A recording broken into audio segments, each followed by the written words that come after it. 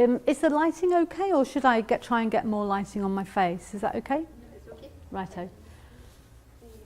At least there's not many ones, so you can always say, what was that? Yeah, exactly.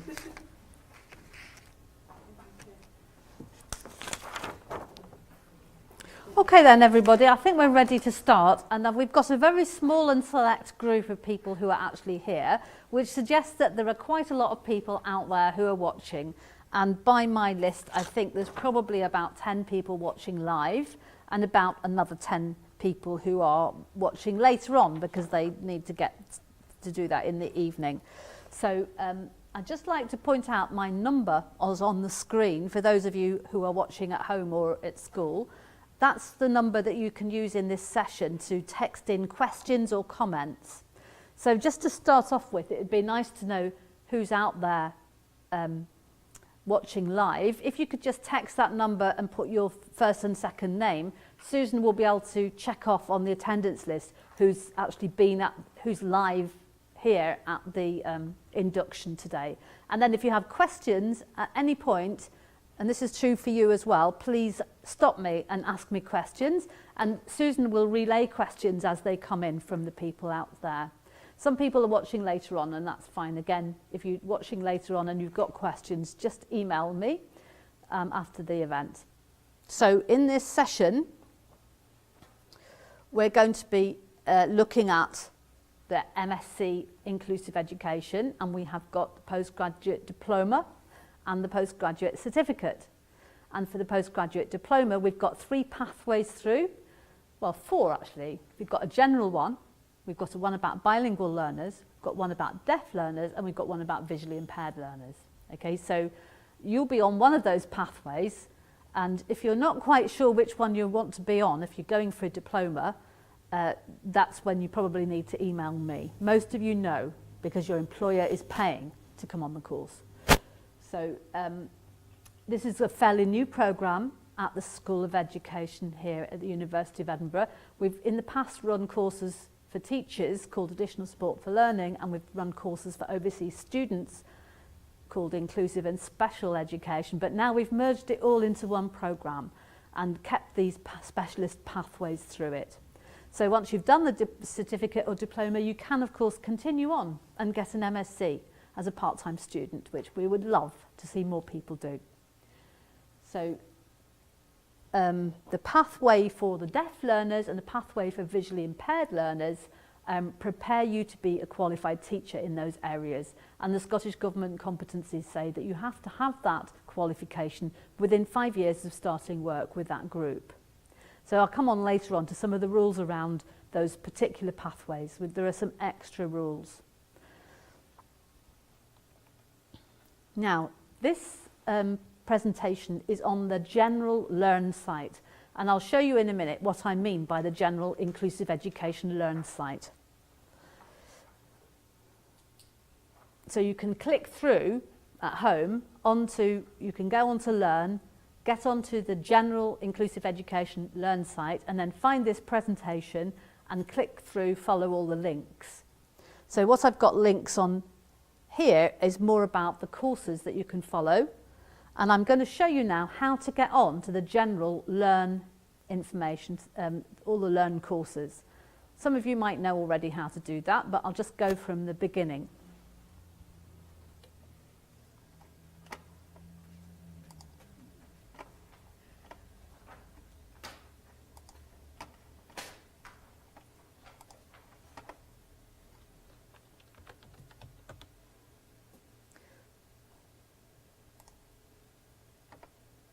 So first of all, you go to MyEd. You just put into Google MyEd, very brief. Click on there. And you go log in with ease. Now, I think all of you have done this in order to get into being a student. So you know, and you have an ease password. I'm just going to do that now.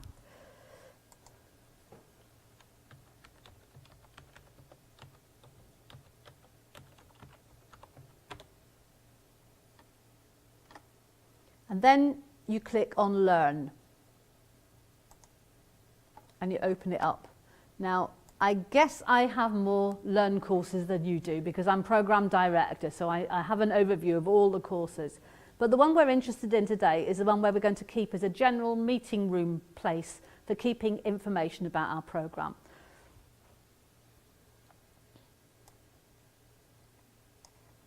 Okay, is this one, Inclusive Education General, 1718. Okay, so we'll click on that one. And then when we get inside it, you can see information. The ones that you're going to need are this one at the top, which is for all learners on the program, full-time and part-time, and then this one here, which is for part-time. Okay? This one actually you can't see on your version. That's for me and the staff. And then if you're going to go on and do a dissertation at the end in MSc, then you look in that box as well. So for now, we're going to look at the top one and this one here. So I'm just going to go first of all into the part-time one.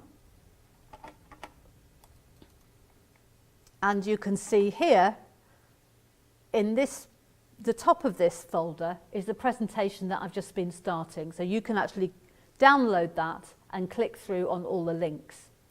Okay, and then secondly, very important, is the form that you need to apply for courses each year. This is also on our website, but just in case you lose it, that's the form you need. So you've applied for the program, you've been accepted, now you have to fill in yet another form, which is to apply for courses. Then there's a folder for deaf education and one for VI.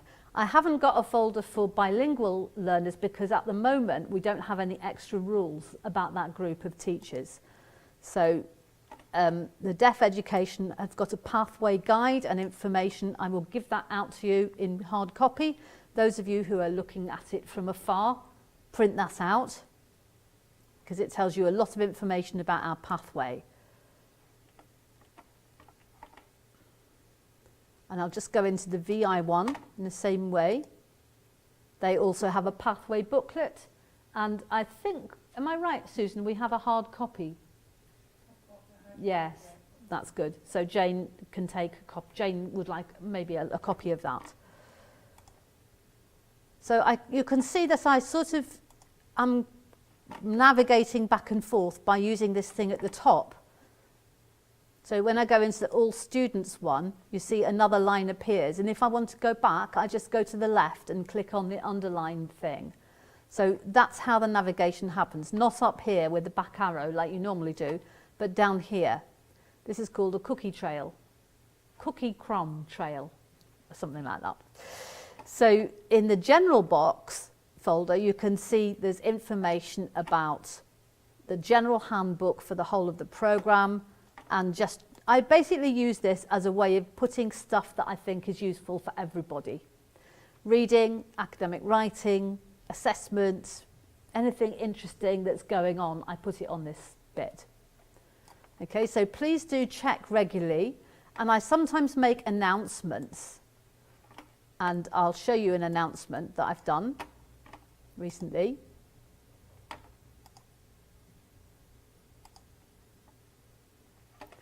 So you will have got this announcement, which basically just says welcome. If I've got a new information, I will post it as an announcement. You can turn off the announcements on your email, but you should get them through regularly, or you can turn them off if you're irritated by them. Okay. So I'm just going to go back now to the presentation. Now you see how it works.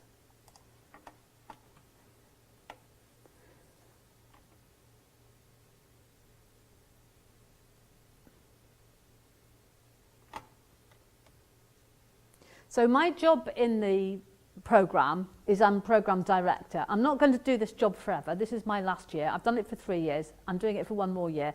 And then someone else will take it on next year. So I'm basically coordinating the different parts, the full-time and the part-time students. This is how you can contact me. Email being the best way usually. And here are some of the tutors who are in the team. I don't know whether any of them can pop in this afternoon. Maybe some will, because it's a really busy week, and a lot of them are teaching. But you can see we have some specialists in particular impairment areas, and we've also got some generalists. So Holly is the tutor of the course which is core to all the pathways, and that's called inclusive pedagogy. And that is looking at ways the class teacher takes on responsibility for all learners. And then Jane, you'll already know Elizabeth McCann, who is the pathway tutor for visual impairment courses. We have Carol Graham, who's a practitioner working in Perth, interested in the area of specific learning difficulties, and Andy Hancock, who's looking after the bilingualism courses. Andy is also the postgraduate studies director, so that's very handy for us because he can tell us what's going on. And Laura Mitchell, not teaching this year, but every year teaches education for all. She's on sabbatical this term. And Debbie Fry teaches about child protection.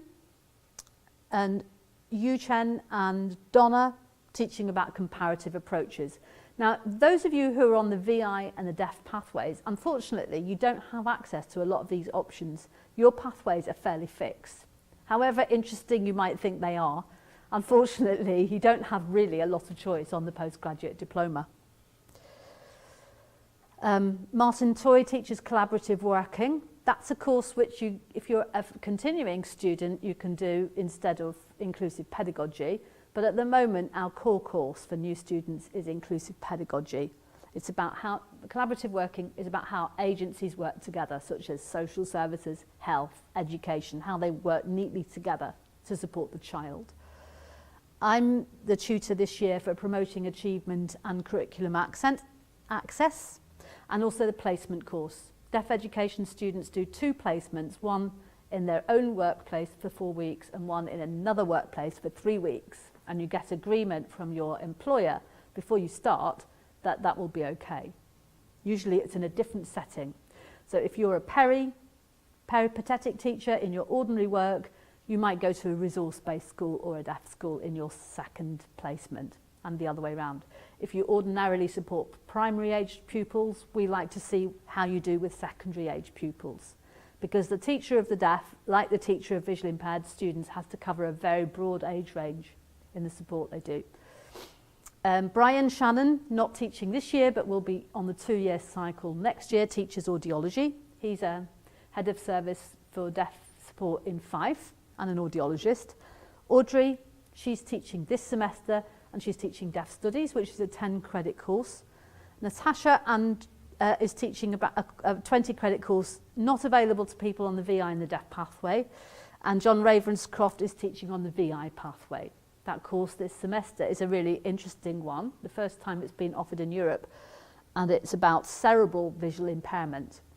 That is, it's not looking at the eye, it's looking at the brain and the issues for many children who are in mainstream who perhaps don't have this condition recognised. It's a course which is taught mostly online. So Susan Scott is the programme secretary. She's based at Thompson's Land, and that is her email address. And best way is to email. And Susan is the person to go to about administrative issues like you can't see something in Learn, you can't load something into Dropbox. That's the usual sort of query, isn't it, you get from students. Anything about fees, you could write to Susan or me because we both sort out fee issues, don't we?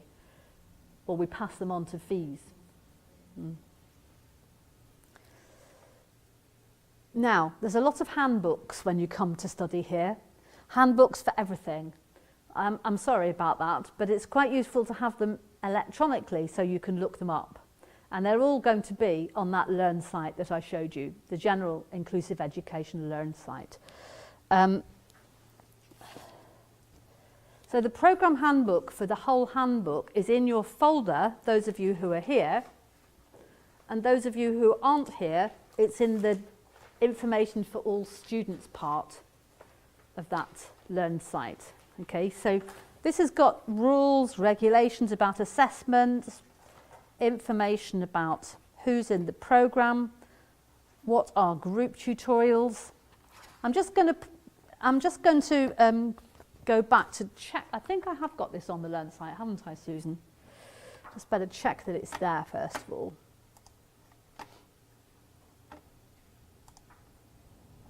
Yes, there we are. That's where it is. Can you see the general all students folder has got this handbook in, the first thing on the list. So if you download this handbook or have a look at it now, there's a few things I'd like to point out to you. You can read the whole thing later on. Page 7 explains about personal tutors, and we're going to talk about that in a minute. There's a new information on page 11 about fees.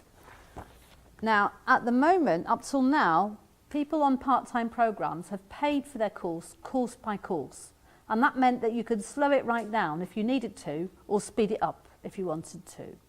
And local authorities have quite liked that during the last 10 years because of the recession. They haven't always had the money.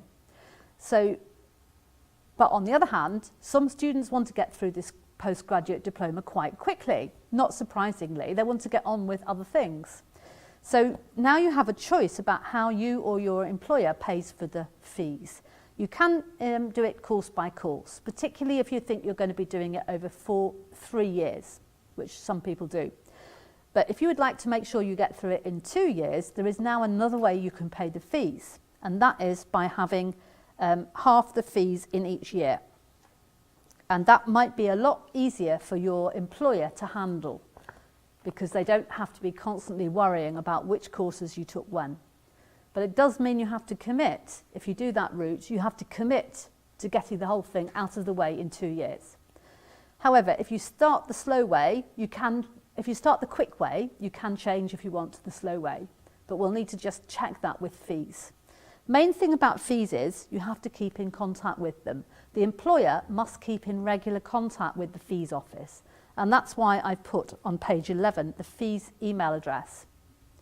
Every year, at least one student gets locked out of Learn and they can't access the library, and the reason has been, and this has happened for years, I've tried lots of different ways to fix it. The reason is that the authority has not kept in good contact with the fees office to say that they're paying the fees. Then the student has been billed to their email address through the university, and they haven't looked at it, and they haven't passed it on to their their finance office. Now this does happen, and it causes a lot of trouble. So much better for everybody if you can make sure every single year you're on the course, make sure the fees office have an email from your finance office to say they're paying your fees. Even though they should know, once you've started, but they don't know. They start again every year. You need to tell them every year. I have got contact information about all the teachers here, just so that you can see the full range and their contact details. That's on page 15, email addresses. And then I've also got information, page 16, 17, about the courses this year. That is all the course codes, who's the teacher, which semester they're on, and a link to the course details.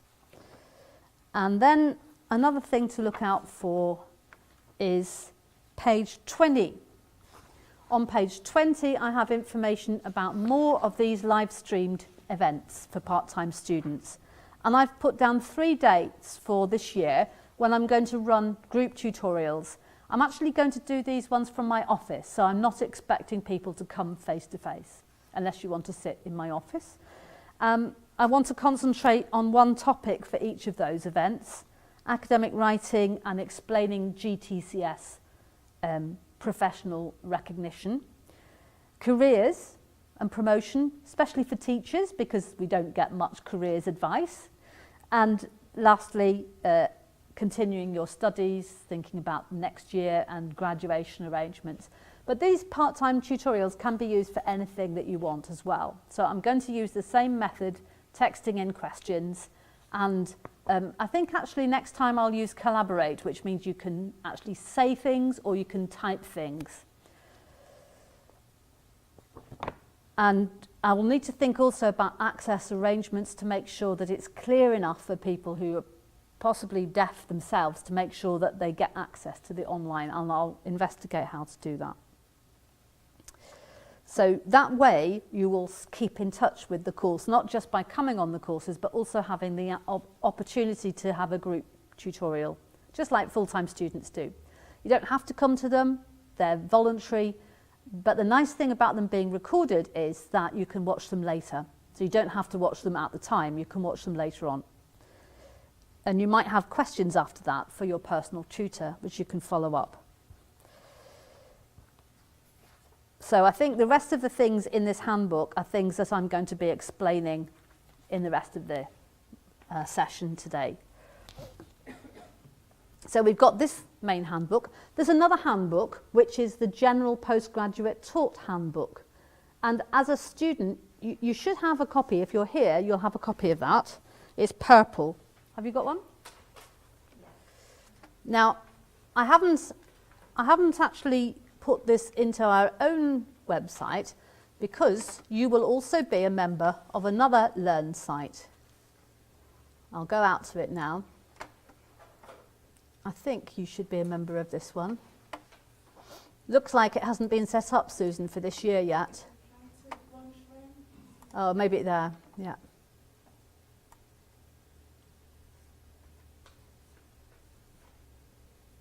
Yeah, this is the one. There it is. Postgraduate Taught. PGT means Postgraduate Taught. Education General Info. So this is a bit like the same as the one I showed you before, but it's for the whole School of Education. So its name is PGT Education General, and you can see in here quite a lot of useful information, including the handbook. There we are. It's called the Generic Handbook. So that is another handbook for the whole School of Education, anyone who's studying at postgraduate level. I think with part-time students, I'll have to put them on, so it might be... Yes, they may not be on it just yet, but they will be on it soon. Yep. I put all the part-time students who are new onto the Learn site yesterday, but Susan and I haven't yet got all the continuing part-time students on the new General Learn site, and this one as well. So it is a bit overwhelming. There's the School of Education, and then there's our programme, so each of them have a handbook. Okay? So this is a useful website to explore.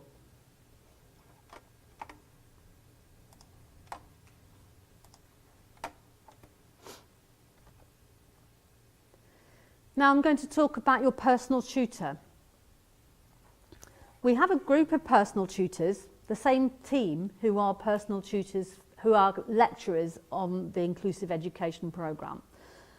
And you're entitled to one meeting at least a year, one-to-one, but because you're part-time and studying at a distance, this doesn't have to be a face-to-face meeting. It could be a telephone call or a Skype call or a face-to-face meeting.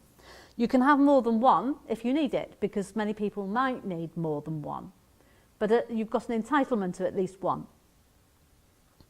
So the sorts of things that you discuss in a personal tutorial meeting, usually about half an hour, are to do with academic support and emotional support. So academic support, you might take your assignment that you've got back recently and look at the feedback and say that you'd like to go through that feedback to understand more what it means, to think about how to improve your academic reading and writing, for example, or work on a particular point about academic writing with your personal tutor for a little bit. They might refer you to another course or more resources in the university. And then the other reason is to see if something goes wrong, because sometimes when you're studying, something does go wrong. Like people, particularly who are teachers, often have parents to look after, they have children to look after, and sometimes both at once, as well as the stresses of a full-time job. So if you feel like things are getting too much for one reason or another, please do contact your personal tutor. And that person will be able to then give you an extension, perhaps, or an interruption of studies if you need it. You will need evidence for those things, sometimes from a line manager or a doctor. So the reasons for having an extension or an interruption are detailed in these handbooks that I've just told you about, But things like bereavement, for example, or illness, or having a baby when you'll probably be off work anyway, you have to let us know about this so we can give you an interruption. And we will need evidence of it, always, I'm afraid.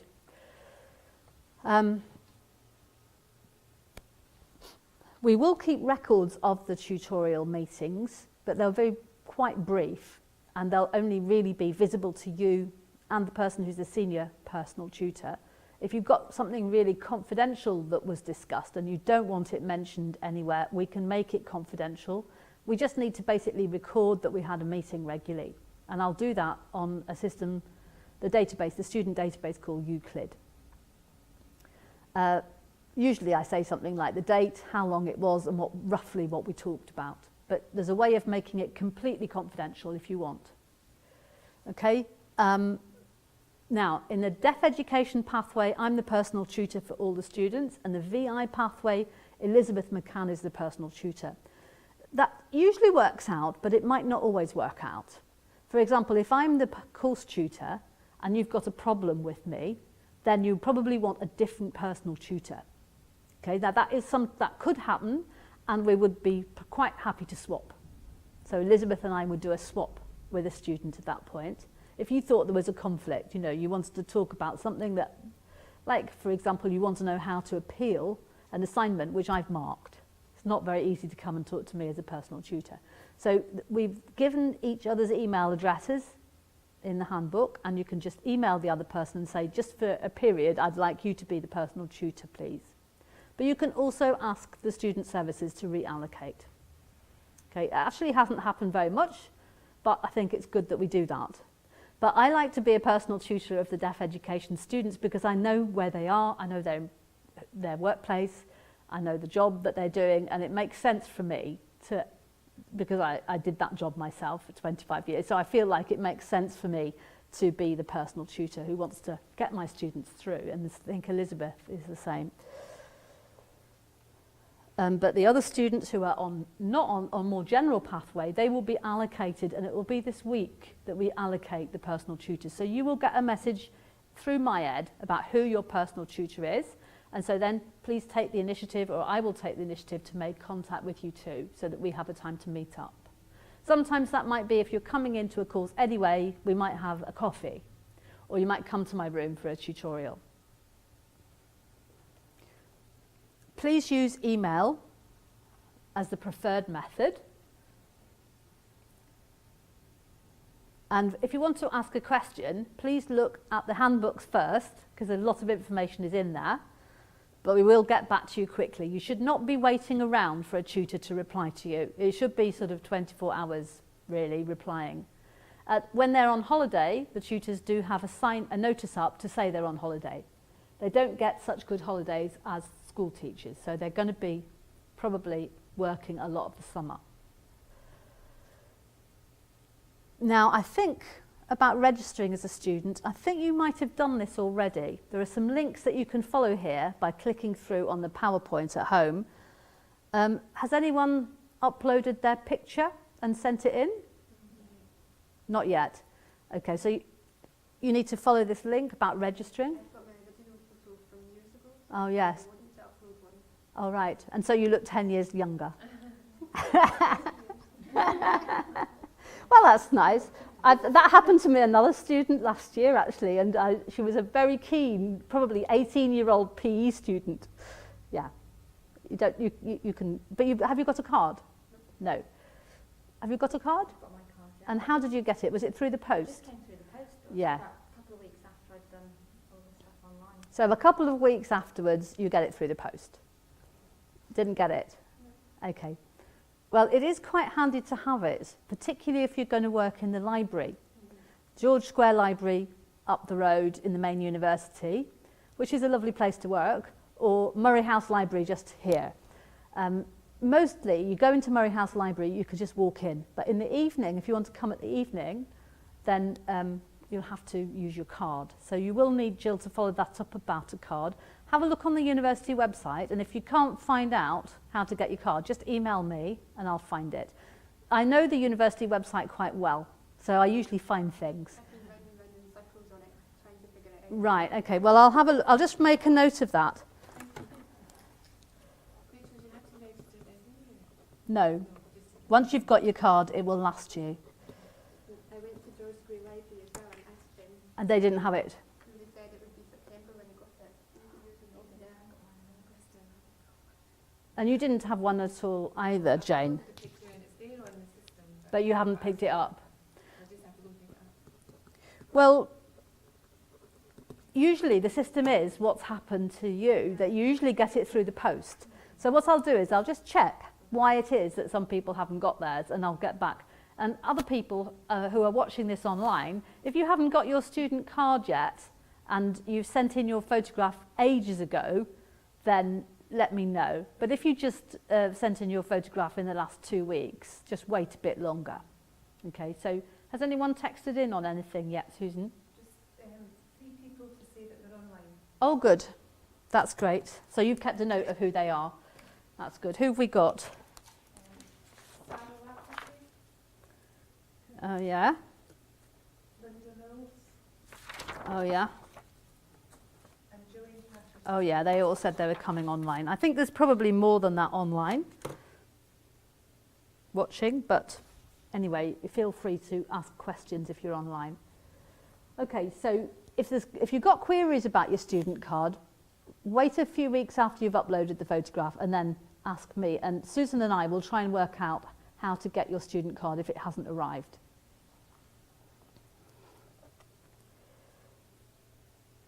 Now, I've shown you this already. This is how to get into Learn.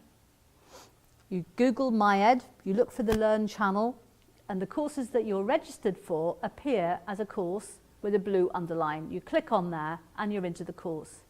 Have you done this yet? Have you done that? The courses aren't there yet. They're not there yet. Yeah. So have you filled in the form to say what courses you want? Okay, so Jill Dixon has sent the form in Just in the last couple of days or last week? last week. Yeah, that's right. Yeah. That's right. So Susan has got a backlog. She'll go through it. Susan was on holiday last week, but she'll be adding people now. Yeah. Some courses use blended learning, but actually we're not using this thing so much anymore. So it's fairly easy, and your course tutor can tell you any complicated bits.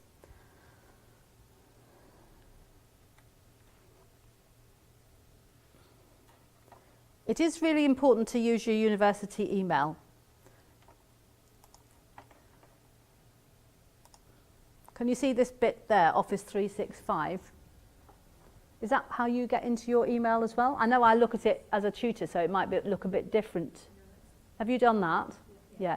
So when you go in there, your emails will come from your student number, and it's much better to do that. If you know that you don't like using the student email and you prefer to use your home email, that's okay, you can do that. But you have to set up a divert on this email, the university one, to go to your own one. Because you mustn't miss anything, mainly because things about money come to your personal email.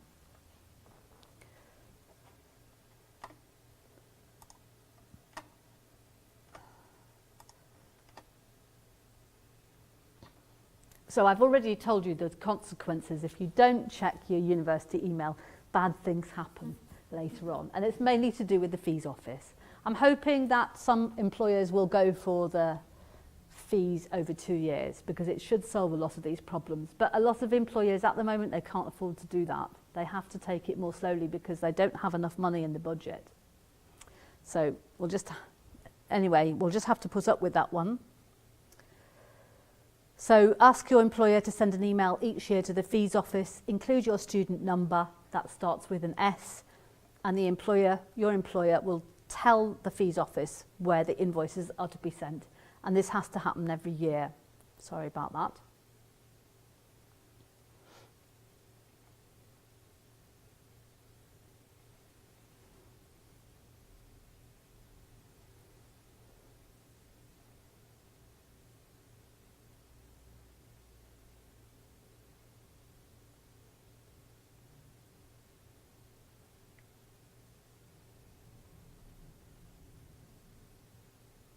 Okay, so this is on the slide, so you can click through there and get the email address.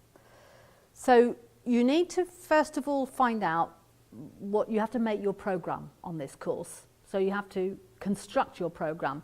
Students on the deaf education and the VI pathways is fairly much constructed for you, but you can control the length by deciding how quickly you want to do everything. But for people who are on the more general programs, perhaps the MSc Inclusive Education, it's really much wider choice. So the first thing to do is to find out when the courses are running, because that perhaps might limit which ones you can attend. So you can click through from this PowerPoint, but also a very useful fact is if you go to Google and you put into Google dates, times, inclusive, you will get to our page which tells you the times and the dates of all the courses. I think that's just because we've done it so often. Google have promoted it to the top of the list, so that's nice, because I think I often used to get questions from students about how to find this page, and now it's much easier to find.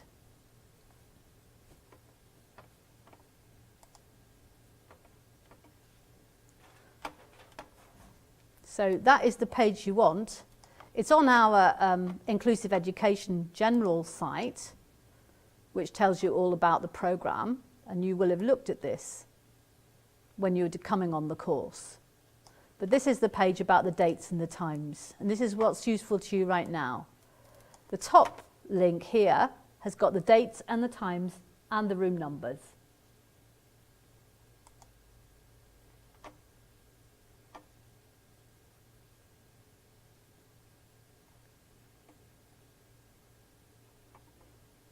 Fun. Oh yeah, it takes a while.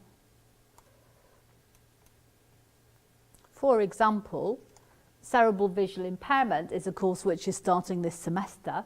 It has 2 contact days in college, here at Murray House, and it's got the rest of the sessions online, and it says to be confirmed, which means you'll wait till the first day and find out when that will be. I don't think that will be at a fixed time each week. I think that will be when you can fit it in each week. Collaborative working in children's services, for example, is on a Thursday evening.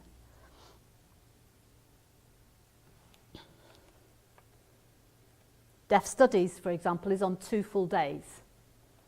So in this way, you see, you can construct your own timetable.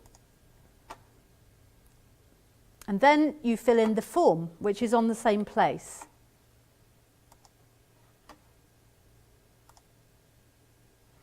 You see this form here, course application form. The same website, dates, times, inclusive, has got the form. I've also put the form on the Learn site, so you can't lose it. This form is the one you need to fill in, maybe in June each year. Send it to Susan to show which courses you want to join for the next year. Quite a few people are sending them in just now. That's okay. I'll show you what it looks like.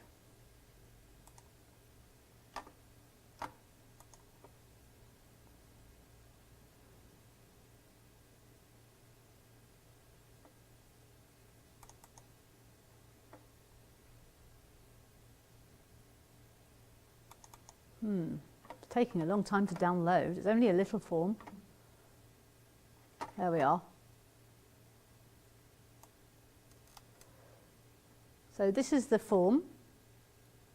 You fill in your details. You send it back to Susan at this address, inclusiveeducation@ed.ac.uk, and that's actually, we'll get through to Susan. And you write down the course title, the course code, the course start date, and the person responsible or the body responsible for paying the fees. You sign it. If you're doing it by email, you can just type it and you send it in to Susan, okay? So that's how you work out your courses for each year.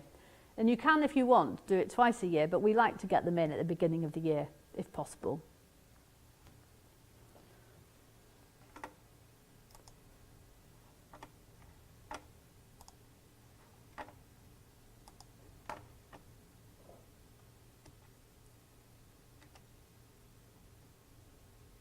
Okay, so that's what I've been talking about there. So that's the first part sorted out. dealt with the administration, and now I'm going to talk about studying at postgraduate level. Now I know a lot of you will be feeling a bit nervous now because you're coming back to studying perhaps after a gap of maybe 10 years or more of not being a student. And the course you did last time was probably at undergraduate level, and this course is at postgraduate level. So we need to think, what's the difference? There is a jump up from honours to master's level work. And we will support you with that because for some groups on this course, the deaf education and the VI teachers, it's compulsory to get this qualification. So we're going to make sure you do. We're going to support you to make sure that you are able to study at level 11, master's level. So other students have come in knowing they want to do a master's, but for teachers of the deaf and teachers of visually impaired students, it sometimes feels daunting at the start that you have to perform at this level just to do the job that you want to do. But there is a reason for it, which I'll explain. The reason is that in both areas there's a lot of research, there's a lot of different views about what's the best way to do it, and we need to stay in touch with the latest research in those areas. We need to be able to read research articles. We need to be able to evaluate evidence. And that is going to be the case right the way through our working lives. So these tools that we're giving you here about studying will help you later on. So the library website is going to become very important. On the library website, you can find Discover Ed. Discover Ed is a search engine within the library. You can discover thousands of journals. This is really the best bit about University of Edinburgh, the journals. They've got something like 30,000 titles. And e-books, increasingly we have e-books, very good for distance learning students. And you can use these tools to help you find reading which is relevant to your interests. So we're going to go now to have a look at the library website.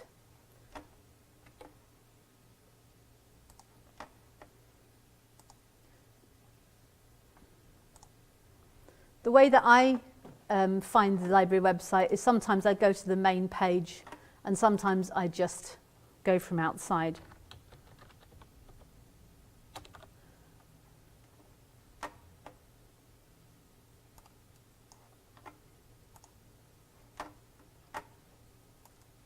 Right, here is Discover Ed. This, I don't know how you say it actually. I think that's how you say it, Discover Ed. This is like Google inside the library. It tells you about resources that the library holds. So we're going to do a search now, and I'll show you along the way some of the things that we can find. E-journals, e-books, paper books, and other resources. Okay, so just for convenience, I'll start off with something about inclusive education, okay? And I'm going to see whether we can find a book called Learning Without Limits, because it's on the web, it's on the reading list for the core course, okay? So into Discover Ed, I put Learning Without Limits. Press return.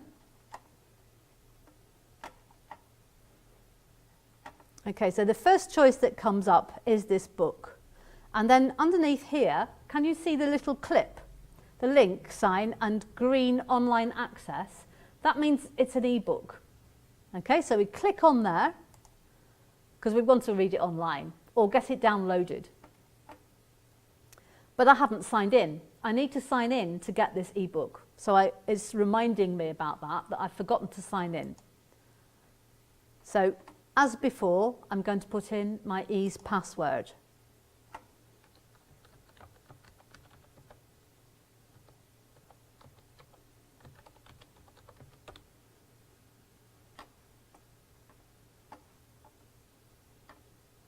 Okay, now here is the book, and can you see it says full text available at, and then this is in bold.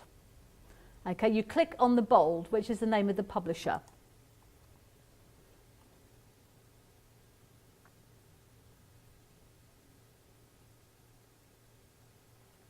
Here's the book, and then you can do two things. You can download it or you can read it online. I'm going to try for the download and see what happens.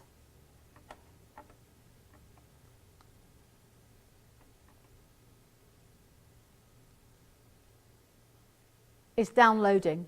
Funnily enough, I downloaded this book earlier today just to try it out. So it's reminding me that I'm doing it twice. Wait, can you download it to your Kindle? You, Only onto... I think it's only onto your computer, laptop, or I don't think it works onto a Kindle, unfortunately.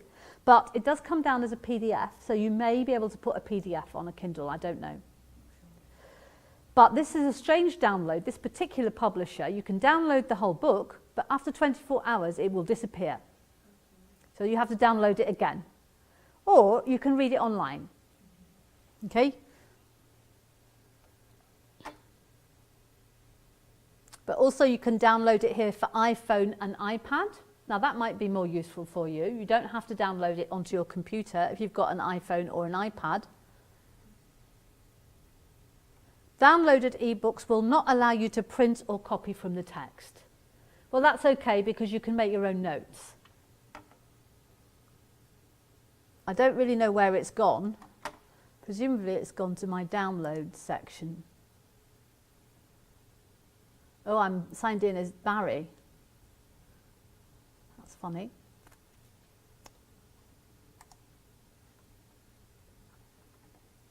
Let's see whether it's got there. Nope, it's not got there yet. I think I'll just go out of that one. Do you think it's coming up there?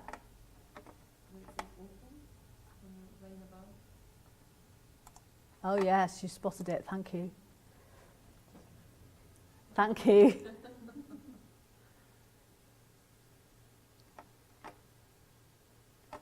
There it is.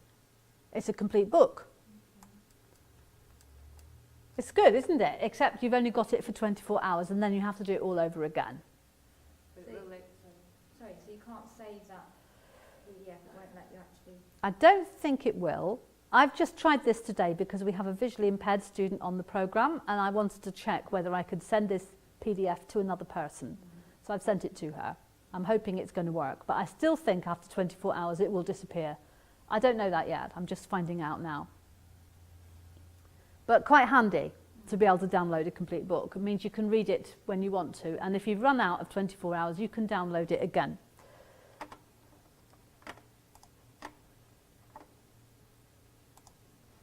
Let's say instead of that, you want to go into a particular journal to get an article, or you know a very good author, and you want to find out something that he or she has written. Okay, now I'll give you a big name in visual impairment. Let me just think of quite a big name researcher in visual impairment. Should we try John Ravenscroft? Let's see whether that comes up.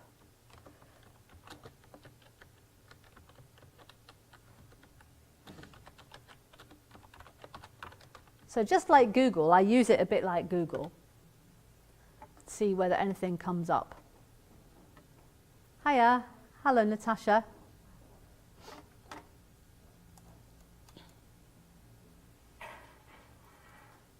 So here's an article by John.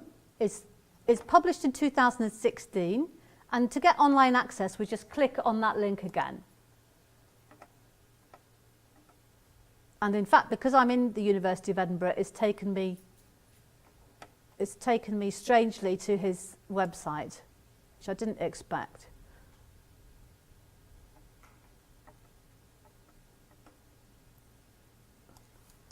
I'm not going to choose John Ravenscroft. I'm going to choose someone else who is a prolific researcher.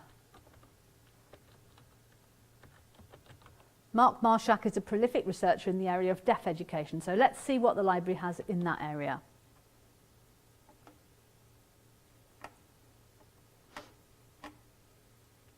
Now you can see that quite a few things have come up by Mark Marshak.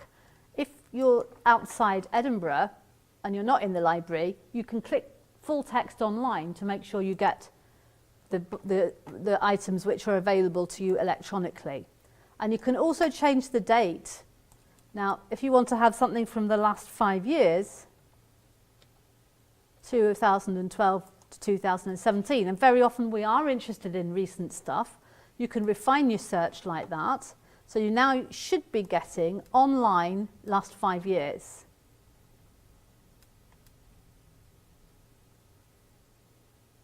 Yes. Can you see the filters there? 2 filters. And so that means that what we've got here is by that author, online, last 5 years.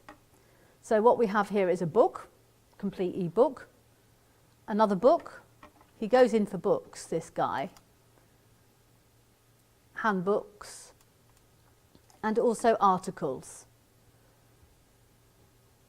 Now this is one where he's not the main author, but he's one author. So let's go for this one, which is from 2012, quite a long time ago. Full text available. And again, can you see the name of the publisher, Taylor and Francis, in bold? That's what you click on to get through to the article. Okay, so there is the article.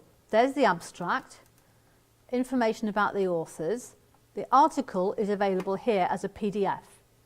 So you download it to your desktop and save it in a way that makes sense to you. I usually use the author surname and the date, but it's up to you how you do it. You can view the interactive PDF. Interactive PDF just means things like links to references, or you can download it as an ordinary PDF, whichever you want.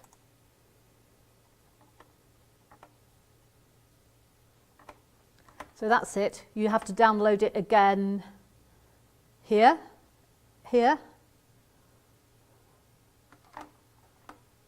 You can save it here. And you see, the name the university library gives is not very helpful. So I would put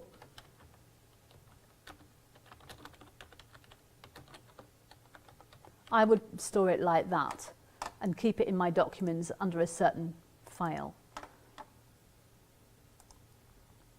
Then you can read it later. You can print it out if you want to. At a master's level, you are expected to go beyond the reading list.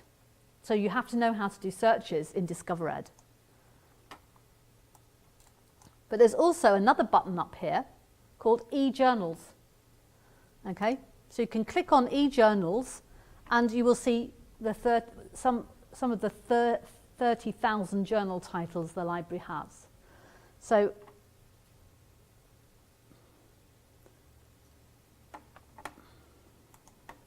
there's one which is called the British Journal of Visual Impairment. I know the name of the title.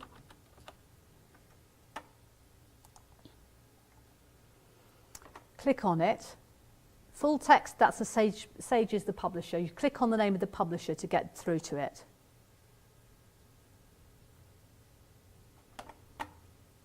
Now, you're inside it now. This is another search opportunity, and often more detailed than what you get from DiscoverEd.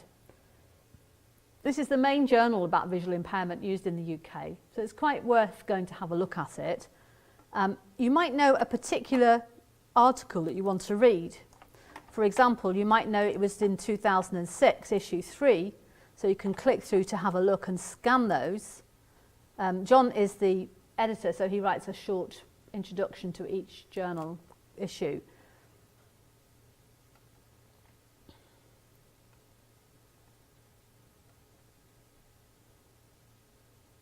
So for example, you might be interested in transition to school and college.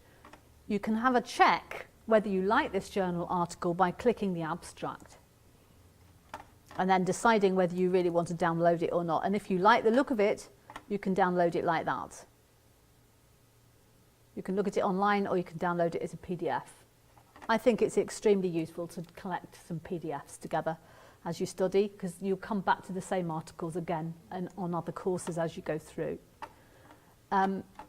So you can see there we've discussed several ways. You could get to that article by putting in a search term like visual impairment transition university. You could do it that way with a general search.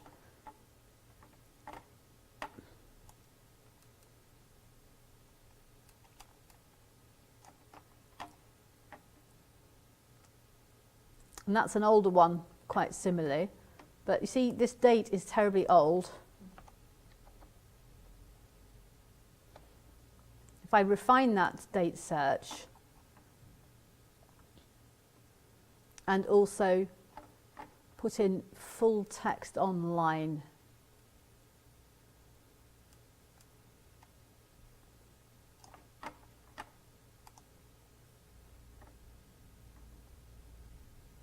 see the filters on now, the date search filter and the full text online. So I'm more likely to find it that way now, but just looking at it, I haven't found it.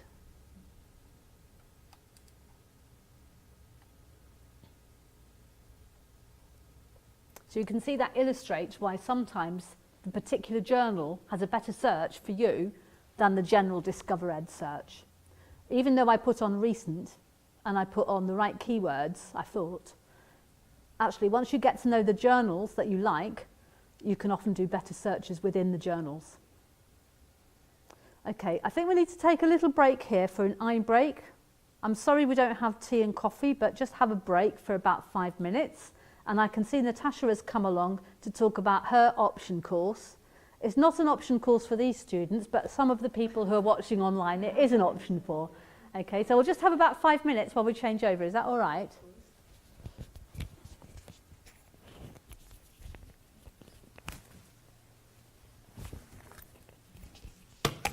I'll just get it set up for you, Natasha. Yeah, that would be good. I've got it actually, but so it's not for students and for students with visual impairment and deaf. Part-time students are mainly VI and deaf, but not all. So if we look at the new students that are coming in, a lot of them are VI or deaf. We've got some general ones here.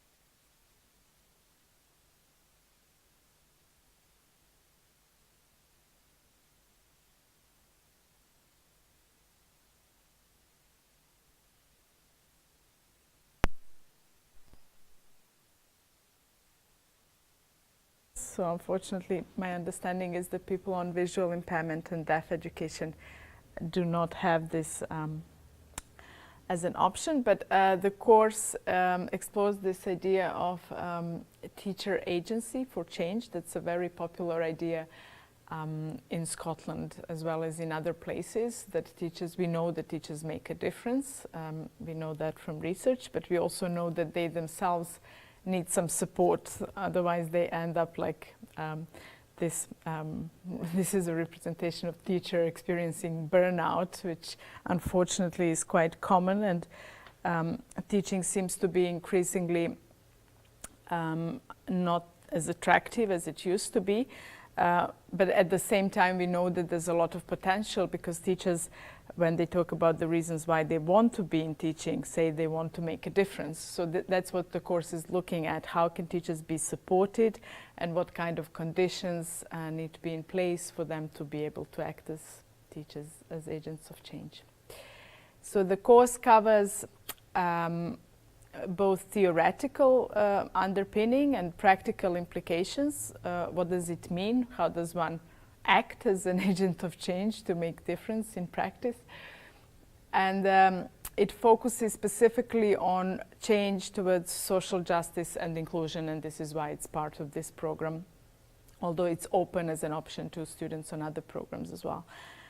And it considers diverse institutional contexts that might support or impede agency and that capacity to make a difference. So there's a lot of opportunity to consider the context that the students themselves come from. For example, if it's chosen by our international students, then they are resourced to each other as well as to Scottish teachers, and Scottish teachers are resourced to international students in terms of understanding what do these different issues around social justice mean in different contexts.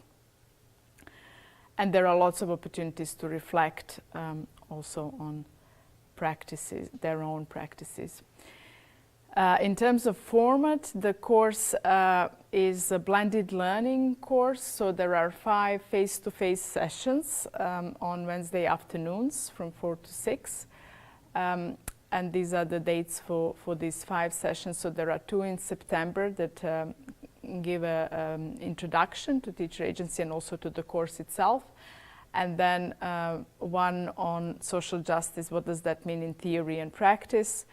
And then in the beginning of October, there's a session called Making a Difference in Concrete Context, and this is where we begin to consider, this is introduction to students' projects. Then there are 3 weeks in which students can work on their own projects, exploring these ideas in their own context of their own practice, depending on the background they're coming from or what they want to do next, or if they are simply interested in researching this topic, then there are all sorts of tools that can be used, or scenario-based situations that they can use to explore what it means to make a difference in specific contexts. And then again, in 1st of November, there's a session where they present this to each other and get some feedback, both from tutor and peers. And another session, the recap session on 8th of November, that covers, summarizes and reflects on these issues about agency and context. So these 5 face-to-face sessions are accompanied by 5 online sessions, and this is going to be flexibly arranged with students who actually choose this as an option. So I suspect that most of them will happen in this period when students are working on their projects, where they will need some support and coaching through that data collection and analysis process. And then there will be plenty of opportunities for discussions, both in small groups and whole group, and to get feedback. And there's also a tutorial for issues of students' concerns and for preparation for the assignment. The assessment is 20% based on that oral presentation in session 4, and then 80% is for the written assignment, the paper of 4,000 words. But the idea is that students collect and write different bits and pieces for the assignment during the course, so that by the end of the course it's almost ready. It's just a matter of putting it together. And if they use the tools that I mentioned, then they can also get some feedback along the way and get some support for the work on the assignment. And just to give you an example of the tools students are encouraged to use, there are different tools that are real tools that we use in research on teacher agency. And this is one example of a reflective log that's used with practicing teachers. So students can use this as well. This is a web-based tool where you can record your thinking about what kind of difference are you trying to make in your own school? What was your aim? What did you actually do? And then whom did you involve? This is stimulating reflection about your support network, because especially when we talk about inclusive education, I think it's really important to recognize that like families can be support, or colleagues can be support, or other professionals can be support. And traditionally we are used to thinking about teaching as a kind of individual classroom teacher activity, whereas context and support networks increasingly matter. So it's a stimulation of reflection about that, whom you can involve and what kind of support you can get, and eventually whether it helped you achieve that outcome that you set out to achieve. So it's just an example of a tool that students can use. There are other tools depending on the specific context and specific topics that students want to explore. And this is a list of references, some of the key references for the course. So I think that sums it up, but I'm also happy for people to get in touch if they have questions or would like to receive more information. There is also a detailed description of the course on the course descriptor. Thank you. Very much, Natasha. That's great. Just hold on there a minute. Okay. This page illustrates something important about reference lists. Do you notice the journals have all got italics? You notice the journal names are in italics. So that's important to remember when you're writing your reference list. Those are the journal names you might want to look up in that section we just looked at before. And then it's got the volume number, then it's got brackets, the issue number, and then it's got the page numbers, full stop. Perfectly referenced. That's the sort of detail, annoying but essential to get right on your assignments in the reference list. So those sort of things that Natasha has done there, and she's paid attention because she's an experienced academic to the punctuation, and that is one of the tricks of doing a master's course, is to focus in on that level of detail, accuracy. Notice that books and journals are represented differently. Thanks, Natasha. Thank you. And can I just take one more minute because I meant to bring a leaflet, but I forgot, and this is something that might be of interest to this group. We have on the 3rd of October an event with people from school. It's a research-led teacher education network that we have here in the Moray House, which discusses issues that are of relevance for teacher education. And this year we decided to open it up for people from schools. So there will be some head teachers and school teachers and other practitioners. And we will have a guest speaker from a high school in Edinburgh who will be talking about, she's this agent of change example of, she will illustrate how a teacher can lead a change project in her school. In this case, it's focusing on the closing the achievement gap type of work that schools in Scotland are doing. So I think it might be of interest for people on this course. I can put this information up on Learn. If you could, we've got a general Learn site. Yeah. To remember of. Yeah. It's just opened up yesterday. Okay. So I'll post it there. We have this leaflet. Excellent. Thank you. Natasha, thanks for coming. Thank you.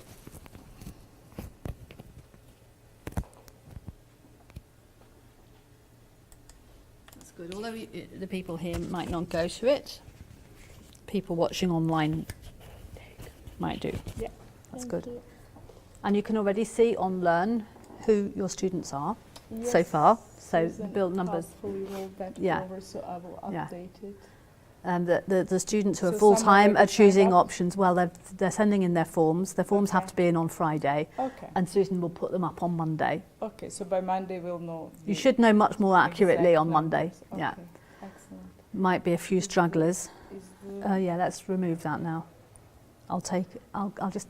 You have to do a special thing to get it out, don't you? Yes, please do. Because sometimes it creates. Yeah. Oh, it's in use. I'll just close this. Where do I have to close down? I closed it. Interesting. It might be because I've still got PowerPoint open. I'll just shut that and try again.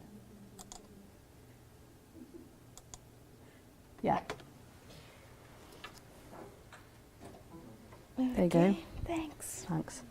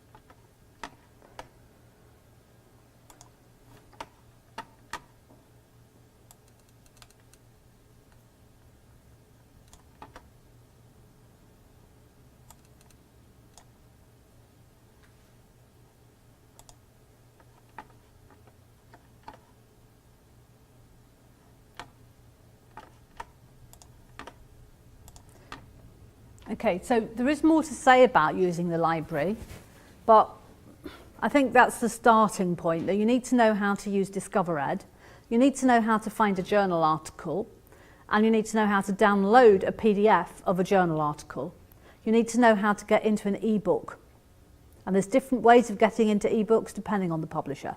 So you just need to experiment. Sometimes it's a bit frustrating. Some of the ebooks don't open very easily. Sometimes you get several packages where you can know the journal is appearing in several places. You should choose the package which has got the biggest date range available. So this sort of thing, students, when they get into it, they find annoying because it's quite slow to start with. But the more you do it, the more you will improve. And extensive reading is a really important part of studying at master's level. So in previous courses you've been on, they give you a book list and you stick to that. Well, on master's level courses, you read the readings on the book list. First of all, you've got to find them, and you're finding them electronically. So you have to know how to do that. Then you go beyond the book list because you might have a particular assignment that's about something different from everyone else. So you might be writing an assessment about visually impaired learners, which is about transition to higher education, and another student in the class might be writing an assignment on visually impaired learners, which is about early years. They're going to need completely different references. So the core references for the course have to be read and must be read before the class sessions. You have to read them in advance, and it's a good idea if you write down some questions about the core readings before you go to the session so you're ready to discuss them. Very often the tutor will discuss the core readings which are linked to a session. If you get into the habit of asking questions about your reading, that will make you more critical of what you're reading. Not everything you read is good. And that is why Sources of Knowledge is there as an introductory course to help you with that, to help you develop criticality at master's level. So you start to judge how good the article is. So wide reading is a crucial part, and when you look at other students' assignments, you will see long reference lists for assignments. A 4,000 word assignment might have 30 or 40 references on it. It might have 50 references. I mean, basically, you read widely beyond the core list. You have the core list, you have wider reading, you will get better marks. So you have to spend a lot of time reading, and it's very difficult to do that when you're working full-time, I know. But you have the tools to use what is an amazing library. It is absolutely the best thing about University of Edinburgh. So another way in to finding out what's going on is to use Google Scholar. Has anyone used Google Scholar? You've used it? Right, okay. Well, I'm going to show you how to do it. I use both of them. I use DiscoverEd and Google Scholar because one's inside the library and Google Scholar is just in the world. I'll show you how to get into it.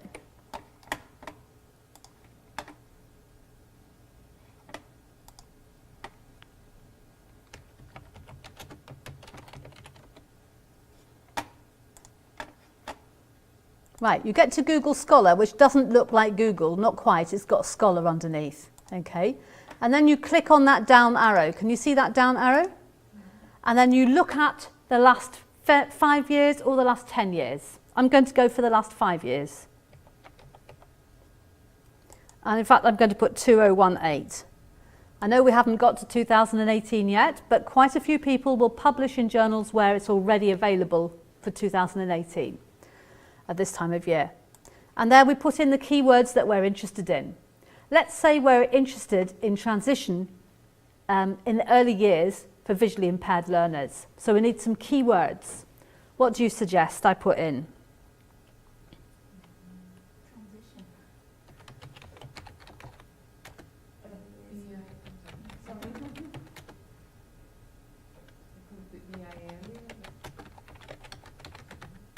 Okay, let's try that. Now, we've got 17,200 results very, very quickly. Now, let's say we want to find very recent stuff.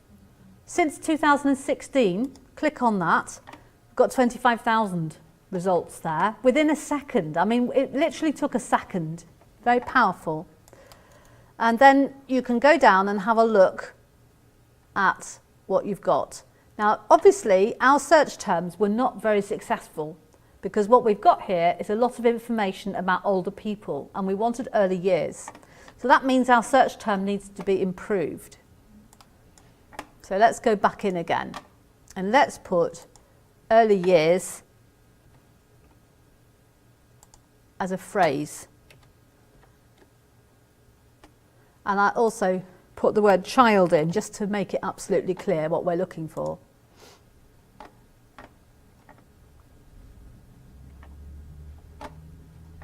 Yes, this is a medical article. You can get rid of the patents and the citations if you want to. The citations can be quite useful. Now, let's find something which we think might be useful because a lot of this won't be useful. Maybe the search term wasn't very good. So this one looks like it's heavily medical. That's called a systematic review, which is a very medical approach to doing a literature review.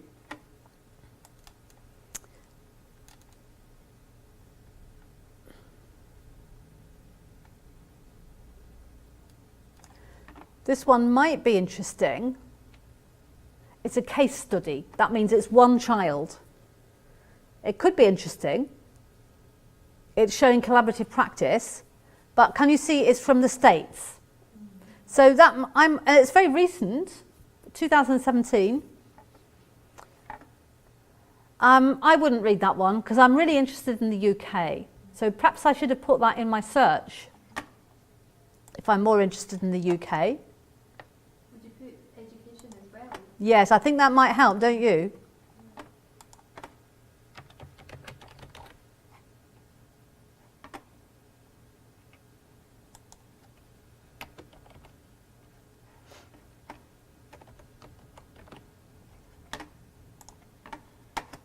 Still got a lot of medical stuff. And now we've got all of this stuff about early years and education. We're getting things which are not about visual impairment. So let's go back and look at the search terms again and see. Yes, I think that might work, don't you? So you can see how you can refine your searches. And here you can put school education as alternatives. You want one of those coming up. Okay, let's go and see what's going to happen now. Again, the top one is medical. Might be useful on some courses. A lot of medical stuff there. Now this is interesting. it's quite recent. It's about Ireland, and it's about looking at services, how they work. That could be a useful one. When you find things that are useful, what I do with these sorts of Google Scholar searches is I make a Word document, I bring over the stuff which I think is going to be useful, and then I go into DiscoverEd and find it. Because it's not always available here. Sometimes it is, sometimes it isn't. If it is available here, if you're actually in the university library or on the university campus, you will be able to get through to some of the things here. But there are some interesting other things on Google Scholar which make it really worth going through Google Scholar. You can see related articles here which might be useful. See, those are related articles. I think they've probably been got from references from that article here. There's two versions. How to cite it. Now that's useful. How to accurately cite it. That is how to put it in your reference list. So if you're going to use Harvard referencing, all you need to do is copy it and paste it in your reference list. So Google Scholar is very handy because all of that formatting has been done accurately for you. Is it Harvard referencing that we use? Harvard referencing is usually the one we recommend. We usually use that one. And if you're ever stuck on Harvard referencing, there are lots of websites that help you. The one that I like the best, that's clearest for me, is Anglia Ruskin University. It's a university in Cambridge.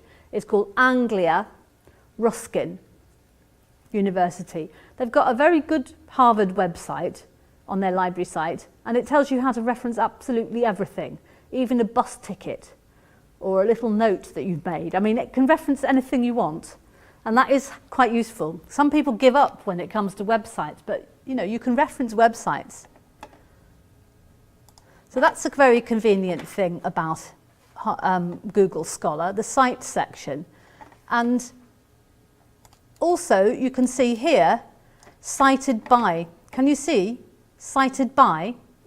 Now that means that this work is quite important because already, even though it was published in 2016, 16 people have already cited it in publications, and you can find out what those publications are. And they will be more recent than that 2016, so they'll be very recent. So let's have a look and see where they are. So these also might be useful, and these also have related articles. So you see the power of Google Scholar is quite amazing. It's very, very useful, and it does different things from DiscoverEd. DiscoverEd is a useful way in the library when you know what you want to look for. Google Scholar is good for massive exploration of the internet. Okay, so you can use it systematically to find things which are very up to date and very hot topics actually. You can tell they're hot topics if you can see cited by. So that way you can find out what's going on, what is in the news in the research world. So that's quite handy.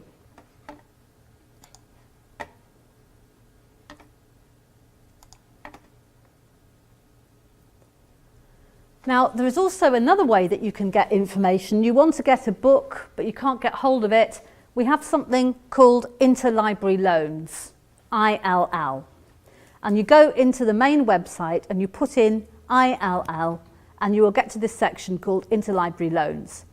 You can get any book which is available in a library that's academic in Britain. They will deliver it for you, and you can do this 30 times a year, which is way more than you will need because the library is very good. It will be delivered to you at the library that you want, probably at the library that you want in Scotland, actually, if you are careful about it, but usually at the University of Edinburgh Library. You may be able to get it delivered to a more local library, like Strathclyde, but you'll have to find out that and ask them. So interlibrary loans, you have to sign up for it with your email address. It's free. You get 30 a year, and you won't need more than 1 or 2. I find it very useful because although the library is good, it doesn't have all the books that I want. I'll just show you for it. You know, some people say, oh, I've got to pay for an article, it came up on Google Scholar, I've got to pay. No, you never need to pay for an article, never, while you're a student. Don't ever pay anything, okay?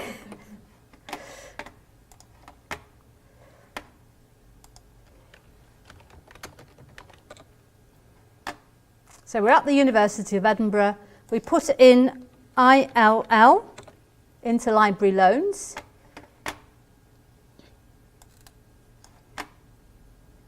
And that's where we go to.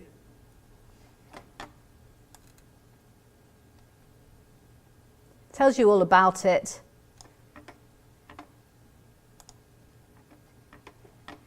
Don't know why that's happened. Oh, I think that's because I was out in my library session's going to expire. So anyway, you go to interlibrary loans and you sign up for it and you order something. If it's an electronic article, it will be delivered to your inbox, probably within 24 hours. So it's an inbox in interlibrary loans. You'll be sent an email to your email account to tell you it's there.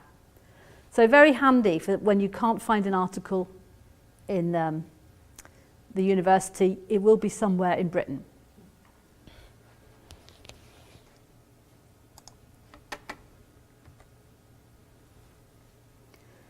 So academic reading is an important part of this course, as I keep on mentioning, and I'm suggesting that you use a form to help you do it. And it's a form which is in one of the key books for Sources of Knowledge. Sources of Knowledge is a compulsory core course for all postgraduate taught students.